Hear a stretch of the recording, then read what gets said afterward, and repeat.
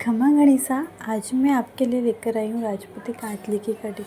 तो कातली की कटिंग के लिए अपन सबसे पहले तो कातली का मेन पार्ट सबसे बीच का जो आता है तीरा, तो उसको तीरा को कट करेंगे। तो उसके अपन तीरा को कट करने के लिए जो आप कुर्ती का जो गला काटते हो, गला काटने के बाद जो कपड़ा बचता है ना, उस कपड़े से आप काट सकते हो। तो उससे बहुत परफेक्ट साइज़ कटता है। तो इस तरीके से आप तीरा काट लीजिएगा। उसके बाद अपन कुर्ती कांचली की आस्तीन काटेंगे। तो कांचली की आस्तीन काटने के लिए अपन सब पहले तो कपड़े की 4 घड़ी करेंगे।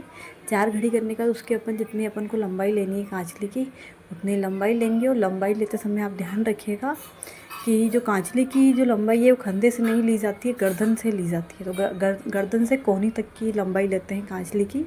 तो आप उतनी लंबाई ले लीजिएगा और जितनी आपको चौड़ाई है उतनी चौड़ाई ले लीजिएगा। और फिर आप 4 घड़ी को, जिसमें जो 2 आगे का जो हिस्सा रहेगा उसको इस तरीके से उरेब में रखकर उसको कट कर लीजिएगा। तो उससे क्या है, अपना कांचली का गला बनता है।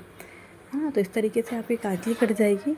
फिर कांचली काटने के बाद आप उसका जो बड़ा फड़का होता है उसे काटना है। तो उसके लिए आप 8.5 का लंबाई लेंगे और 7 इंच का चौड़ाई ही लेंगे, ताकि उससे अपने आधा इंच के तो क्या सिलाई में आ जाते हैं, बाकी के बचे हुए अपने यूज़ होंगे। तो इस तरीके से उसके 2 काटने रहते हैं। तो इस तरीके से 2 घड़ी काटी थी, दोनों को अलग अलग कर लिया है। इस तरह से बड़ा फड़का कट गया है। अब अपन छोटा फड़का काटेंगे कातली का। तो उसमें देखो 6 इंच की लंबाई लेंगे और 6 इंच की चौड़ाई लेनी है।